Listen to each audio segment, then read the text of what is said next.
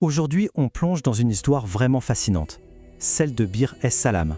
Le puits du salut, un accueil vraiment sacré. Ok, Bir es-Salam.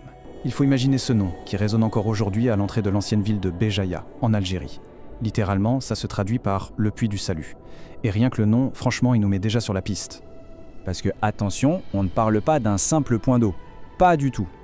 Pendant des siècles, ce puits, c'était LE repère symbolique qui a défini Béjaïa comme une ville sainte. C'était bien plus qu'une structure en pierre, c'était sa véritable porte d'entrée spirituelle.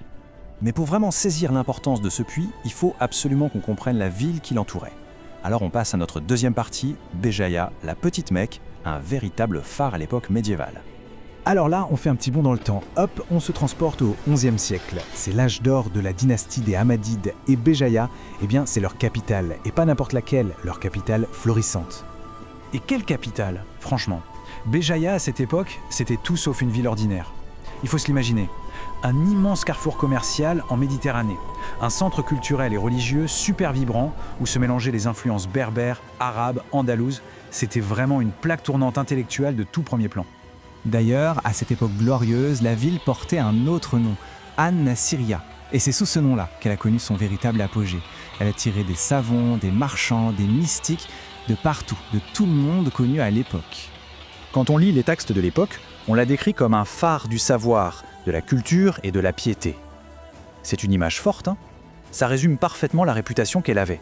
Une réputation qui s'étendait dans toute la Méditerranée et même bien au-delà. Et c'est précisément dans ce contexte-là que notre puits prend tout son sens. On arrive donc à notre troisième partie, le rituel du pèlerin, une sorte de porte d'entrée spirituelle.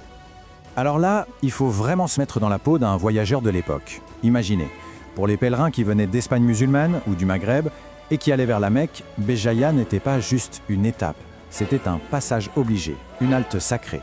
Et la toute première chose qu'ils voyaient en arrivant, c'était Bir es-Salam. Et il y avait tout un rituel, très précis, très symbolique. En arrivant aux portes de la ville, le pèlerin, il s'arrêtait d'abord au puits. Là, il faisait ce qu'on appelle une ablution symbolique, pour se purifier. Ce n'est qu'après avoir accompli ce geste qu'il pouvait enfin entrer dans la ville sainte. Ce geste, qui peut paraître simple, en réalité, il matérialisait une transition sacrée.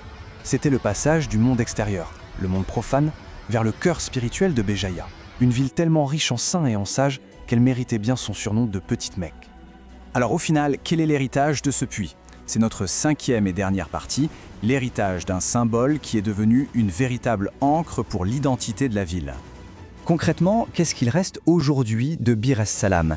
Eh bien, c'est son souvenir. Un souvenir qui s'est cristallisé autour d'un triple symbole, celui de l'héritage de la ville. La paix, la purification et le savoir. Ces trois mots, ce sont vraiment les piliers qui définissent l'identité de l'âge d'or de Béjaïa.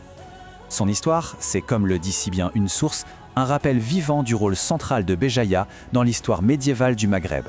Et ça, c'est crucial. Ça veut dire que ce n'est pas juste une petite histoire locale. Non, c'est l'histoire de toute une région qui se reflète à travers ce puits.